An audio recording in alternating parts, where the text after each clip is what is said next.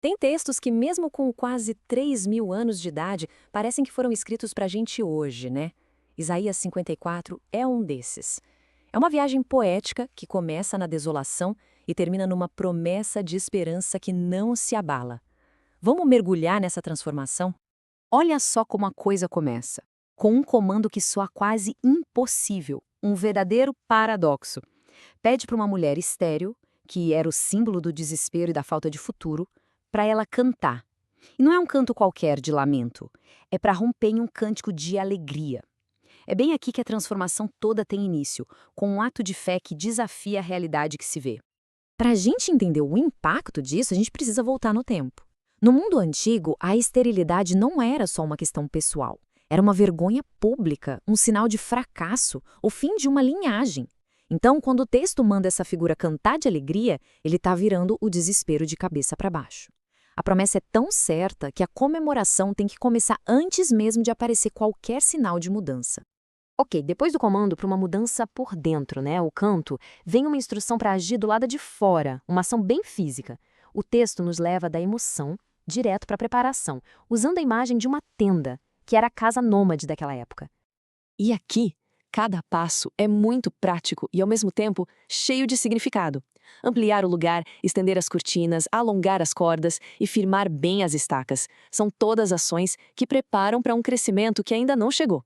É um chamado para agir com base na promessa e não na realidade atual. É como se dissesse: comece a construir o espaço para a bênção que já está a caminho. E aqui está o resultado de toda essa preparação. A promessa não é de um crescimento pequeno, modesto. A promessa é de transbordamento, uma expansão tão gigante que vai ocupar lugares que antes estavam abandonados. A imagem sai do pessoal e vai para o coletivo, sugerindo uma restauração completa.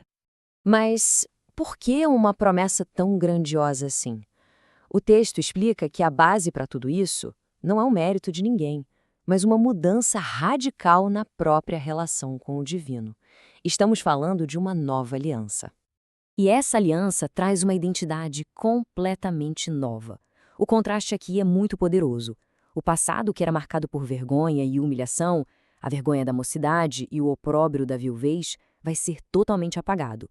O futuro que se promete é um de dignidade e honra permanentes. O ponto central dessa nova relação é a metáfora usada para descrevê-la. A figura divina não é um rei distante, nem um juiz, mas um marido. E no contexto da época, isso queria dizer um protetor, um provedor, alguém que assume a responsabilidade total pelo bem-estar do outro.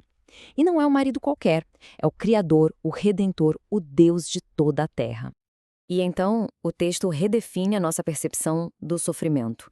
Aquilo que, do nosso ponto de vista, pareceu um abandono longo e doloroso, da perspectiva divina foi só um breve momento. A ira foi passageira, mas a compaixão, a benignidade, essa é declarada como eterna. Isso dá um novo sentido para toda a dor que ficou para trás. A partir daqui, a promessa se expande e vira uma visão do futuro. A imagem muda de uma tenda simples para uma cidade magnífica, uma visão de glória que vai ser construída sobre as ruínas do passado. E essa imagem ilustra a transformação de um jeito brilhante. Os alicerces da cidade não são de pedra comum, são de safiras. As janelas de rubis, as portas de outras pedras preciosas.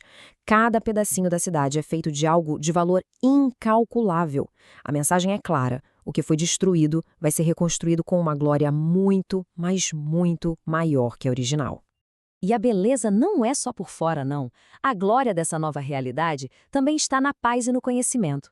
As futuras gerações serão ensinadas diretamente pelo Senhor, e o resultado disso vai ser uma paz abundante e uma sociedade justa, livre da opressão e do terror. Finalmente, o capítulo chega ao seu clímax, oferecendo a garantia final. Depois de prometer restauração e um futuro glorioso, ele toca no ponto do medo e da vulnerabilidade e oferece uma promessa de proteção absoluta. Essa é uma das declarações mais fortes do texto.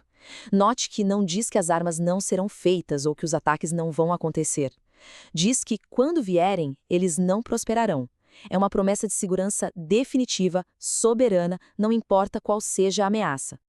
E para fechar com chave de ouro, o texto afirma que essa proteção e essa condição de honra não são um prêmio temporário, são a herança, um direito permanente que passa de geração em geração. E a justiça que vem diretamente de Deus é a palavra final. Isso tudo nos leva a uma última pergunta. Desde aquele comando para cantar no meio da desolação até a promessa de uma cidade de joias e proteção total, Isaías 54 desenha um caminho de esperança radical.